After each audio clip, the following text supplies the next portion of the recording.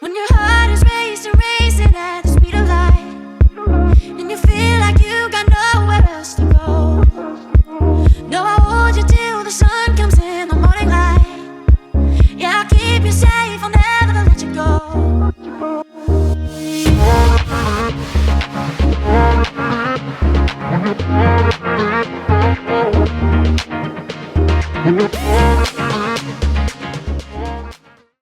This week on the Grenache series, we're in the Barossa Valley. We're here with RedHeads wines. We're going to go see Alex and Kate. Follow us. Let's check out what the Grenache is like, or the GSM in the Barossa.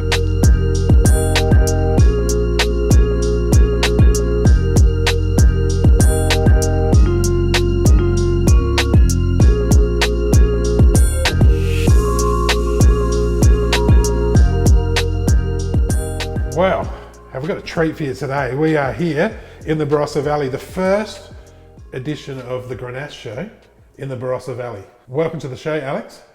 Now, I'm going to start the show. I'm going to just throw you straight in the deep end.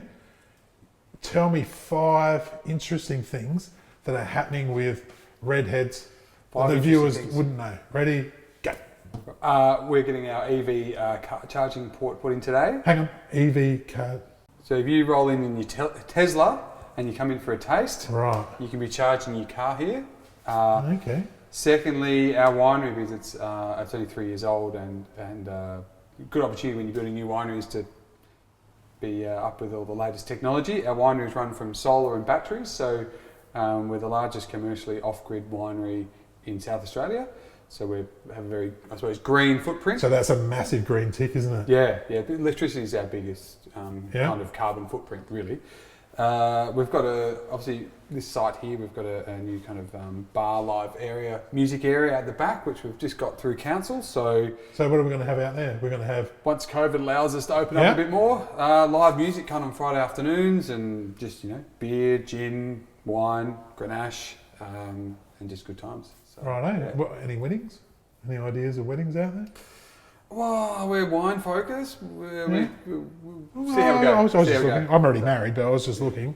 We've got a beer here as well. So someone told you that I'm quite fond of a beer?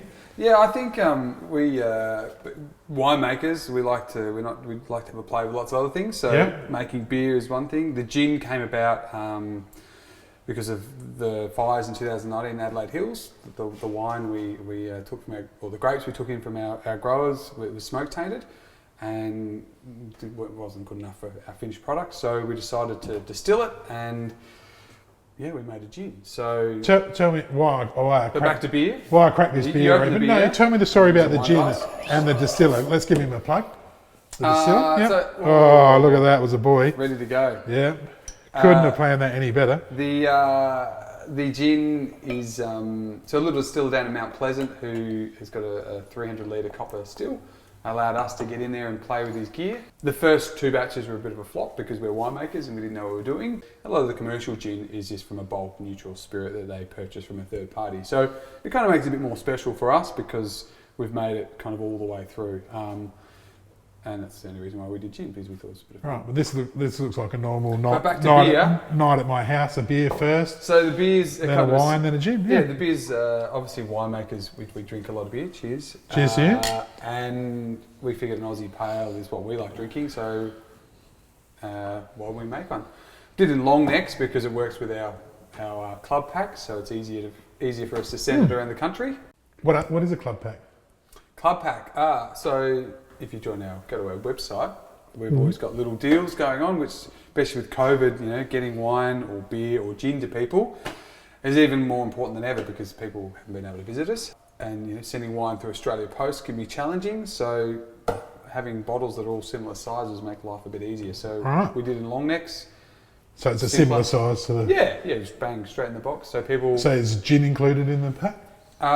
It is. In a Christmas party pack, Right. Yeah. Christmas party pack. Once again, it's a fat bottle, so it fits nicely in a wine box. So, so we've got people who are buying a couple of beers, a couple of wines and a gin and sending it to family and friends. So it's... Well, there you go, my family and friends who are watching.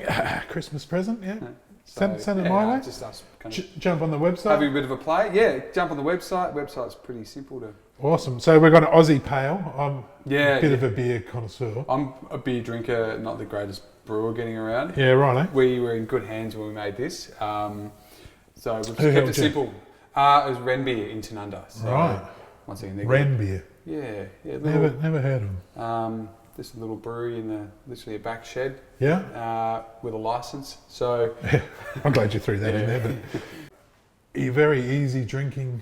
I've been swirling mine whilst I was talking, like I've got a glass of wine. Yeah, I was gonna say something, but I I'll just do thought. Oh. So And actually, I'll give you a useless but interesting fact. You're supposed to actually pour a beer reasonably quickly, so the head comes up a fair and bit goes. higher, and then as it sinks a little bit, you actually drink the beer through the thicker foam. It gives it more of the malt profile. Yeah, right. I'm learning. Yeah. I'm learning more. I just kind of drink beer when I'm thirsty. So Yeah, that's- well, I'll do that too. But I really like the design on the beer bottle. Tell me a little story about who printed those and. we did it locally down at Mount Barker in the Adelaide Hills. So they helped us design and Logo? put the monkey on the front. Yeah. And they all do it by hand. So yeah, it's just a good little local business that we work with. Yeah. So you're a big focus on using local hand. Yeah. So all our wine bottles we've moved to locally produced. So Yep. the bottling facility we work with, which is just outside of Gawler, which is 20 minutes away. The glass manufacturer is literally the building next door. So it comes back to sustainability and kind of reducing our footprint. So Princess of Thieves, this is ironic, the name of our Grenache, or GSM, because Thank you. when we first brought this out in 2014, Grenache hadn't really taken off in the Barossa. So the name Princess of Thieves leans to that Grenache was kind of this princess in the background, almost like a sort of a carnival or circus folk that kind of been forgotten as a sideshow. And ironically, as we all know, in the last couple of years, Grenache has Come way back in vogue, hasn't it? It's on, it's the most sought after grape in the Barossa now, so much more. Well, that's than a Shiraz. big call. Well, the fruit prices say everything. Right. Okay. So our Grenache comes from two little vineyards, one Ebenezer and one Roland Flat. They're both kind of 100-year-old plus vineyards, so hand-picked bush vine. Two separate vineyards. Yeah, so one gives us beautiful aromatics and some really nice kind of fruit sort of texture light characters. Yeah. And the other one gives us kind of that density and spice and a bit of structure. So yeah, it's just those different sub-regions within the Barossa give us those really nice blending And options. obviously it's a GSM. So where's the rest of the fruit sourced from? So our GSM is very Grenache dominant. So it's 87% Grenache. That was my next question. But Yeah. yeah, thanks. It's 7% Shiraz. Okay. And the Shiraz comes from Atsy's Corner, so Andy Koleski. Okay. And then the Mataro comes from literally the block next to the Grenache out in Ebenezer, which is from Adrian Hoffman. So looks-wise, how would you describe it? The look of it? It's ruby red, I would say. Yeah. Obviously, in the background here, we've got quite a Yeah, I dark was looking for a bit of white to look it on, It's a to wine test it red. on. We're but- not a lab. No, But yeah, it's a ruby red. It's because it's Grenache. It doesn't have that depth of colour that you'd see in a Shiraz or a Durif. No, but it's we're still not trying to make a Shiraz. still quite dark though, isn't it? Yeah. But really lifted on the nose. Beautiful primary fruits. So what sort of, I'm picking up red berries, I would say. Yeah, a bit of Cherry, yeah. Although we're in the Barossa, and Barossa's known for big, full-bodied, I'd still put this in that medium to full-bodied category. So a wine that will still, it doesn't need to be with a big steak. You can still be pairing it with pork and. So what would you usually pair it with? Me, I'm a big fan of duck and pork. So yeah. What have you whipped up for us today to pair with it? Oh well, but I'll be back. Right. Here's something I prepared earlier. Oh, look at that. So we've got a pork terrine, bit of goat's cheese, and then some bread and some Barossa bark, which is this kind of spicy, salty thing that's found kind of in every And every I'm cheese platter in the guessing this Barossa. is all sourced locally. Yep. What am I going to try? Oh, well, I'll go the terrine. yeah, definitely. Yeah. And what did you say this was? That's the Barossa bark, which Bark. it's kind of like a crisp breed, really. But Right. Doesn't sound that inviting when you say bark, but I'll be the judge of that. because our winery was kind of, we've been renting small sheds off people and working through other people's facilities in the early days of RedHeads.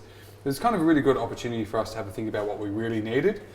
Because our winery is nice and new, we've really set ourselves up to handle hand-picked fruit really nicely. So there's vibrating hoppers and conveyors, so we'll be really gentle with the fruit.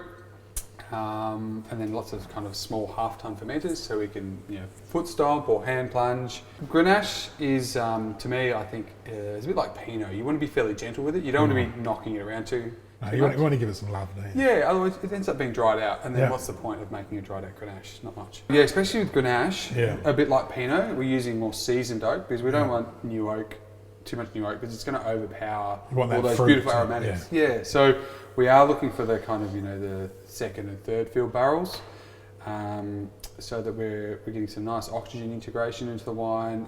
Subtle amount of kind of spice coming through from say the French oak, maybe a little bit of vanilla, but we don't really want that oak kind of standing out or dominating the wine. So and then further to that, we bottle the GSM usually in January the following year. So it's in oak for about 10 months. Right, Yeah. So it's a ready to drink straight out the bottle. Correct. Yeah, but still, obviously, because we're starting with some beautiful fruit. Yeah. You could still put this away for 10 years if you wanted to. All right, here's another question for you. What would be the optimum time to put it? And I always say people need to buy 6 because you need to drink a couple now. Put a couple away for 5 years. Yeah, I think. Crack them at 5, and then you reckon it would lay down for 10. Yeah, definitely. It's got some nice Shiraz and Mataro there, which gives the wines a nice structure to help finish it off. And what would be the flavour profile change, do you think, over the... You get some more of those secondary fruit characters coming through. So some of those cherries and I suppose red primary fruits kind of dissipate, and you get more savoury characters coming through, probably more spice. What are you going to... I know usually you don't Probably just barbecue. probably just cheddar and cheese today, just to keep it simple. So, Right. But So, RedHeads dominating on socials. Even got a TikTok account on here. Yeah. well, you got to keep up with the. You got to keep up with the trends. Facebook, Instagram, LinkedIn, absolutely everywhere. Yeah. Yeah, I think it's about staying in touch with our customers and people who love our wines, and we appeal to a broad demographic of consumers because yes, we make Grenache from old vines in the Barossa, but we also, as you can see behind us, do a lot of alternative varieties. So we have quite a wide appeal. Oh, we're interested to talk about the alternate varieties on another day because we're doing an alternate variety series. Yeah, we won't get distracted and talk about how we do 20 plus other varietals. No, you can talk about whatever you like. The big question: how much does it retail for? We probably should. We're a bit on the low side, but we sit around $30 for this one. Oh, that's an absolute bargain. Absolute bargain. Yeah, especially considering it's coming on vines that are over 100 years old. Yeah. So it's unique and special. Awesome. Well, I think you've outdone yourself. One other quick question: what's the 2021 gonna taste? 2021. I'm just hinting at it. It's still 2 separate Grenache batches. Yeah. And the Shiraz and Mataro. So we're yet to actually go through and pick the barrels and finalise the blend. But 2021, from all accounts, has been a really good vintage. So the Grenache itself is, we're seeing some really nice perfume coming through when I last was tasting the barrels. And it's a really nice structure on the palate. So they're still in barrel. Obviously, when we bring them out of barrel and start getting ready for bottling, they kind of evolve a bit and change. And when you blend the different barrels together. 2022 is... What's your call on this vintage? We got off to... We don't want to hex it. We'll touch some wood while we're doing it. No, I think we're still on track for a good vintage. Yeah. We've had a bit of a few scares early on in the vintage through the growing season, and we're just going through flowering now. And I think the wind's settled down, the weather's just nice, sunny, and mild days, so perfect for flowering and development of getting our bunches and the fruit right. So I think we're on track for another good vintage. Fingers crossed, no more hail or wind or fires, and clean sailing. So. All right, well, I think you've outdone yourself. Just got to remind people that all they've got to do is comment and they get the opportunity to win these. I'm not sure if they'll give these on. No, they get the opportunity to win these amazing bottles. So you got to comment. Might get Alex or Kate to jump on and answer some of the comments as well. Ask them when they're open. Compliment the hosts. Usually makes you a winner. But cracking wine and great story. People are going to get out here and see it because it's an amazing place. And I love the green. I'll give you a big green tick for the green footprint. Cheers. All right, so I noticed we had a little bit of a chat about the gin. Yeah. So if you're going to chat about something on the show, we've got to taste it at least. So let's. I'll let you do the honours. Right. Then bear with me. I'll. Tonic first. Well, yeah. It's just I like to mix it up a bit. Righto. I should have got a shot glass, so we'll just have to free pour. Hopefully. Oh no. A bit about the name, Reborn. Obviously, it's wine that's had a second chance in life. Oh, it's very floral. Really aromatic, nose, yeah. We that's a much better term. It's very aromatic, isn't it? Because we want to kind of make a bit more of an old traditional style, and when you, not being a gin expert, they talk about the lemon, citrus kind of characters, especially in the UK, because lemons and that were exotic back in the day to get your hands on. There's so many lemon trees in London apparently. They were always seen as the more high-end gin. So, we won't have a play going that part. We're going to make something, you might as well make something that stands out. So, coriander gives you the citrus character. So, this is juniper. There's a useless but interesting factor for everyone. I know. Well, yeah, for all the winemaking team, it was. We definitely learnt a lot more, and we came out better for it because winemaking is a very different art to. Distilling. Gin distilling, yeah, definitely. How strong is it? It's 42%. So it's up there. Yeah, which is It's kind not of typical. Navy strength, not over the top, but typical for gin. yeah. And price point?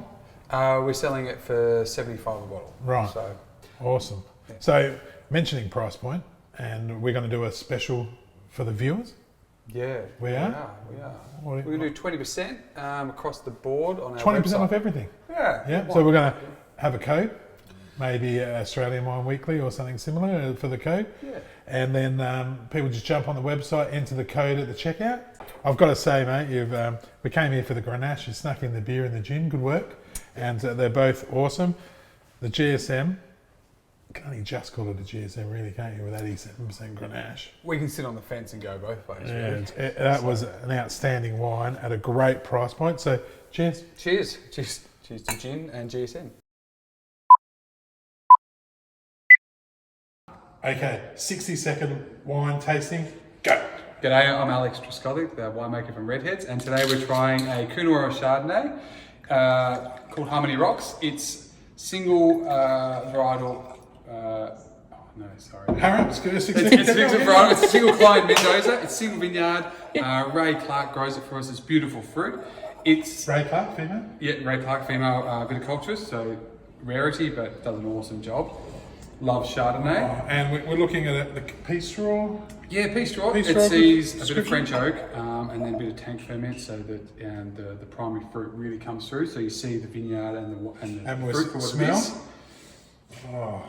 Really lifted, so white peach, nectarine, a little bit of spice from the oak. Yeah. Beautiful texture, nice weight, and we'll go with seafood easily. Yeah, crayfish, I reckon. Yeah, We'll have it with summer crayfish. Chardonnay. Cheers. Cheers. Thanks, Nathan. When you're high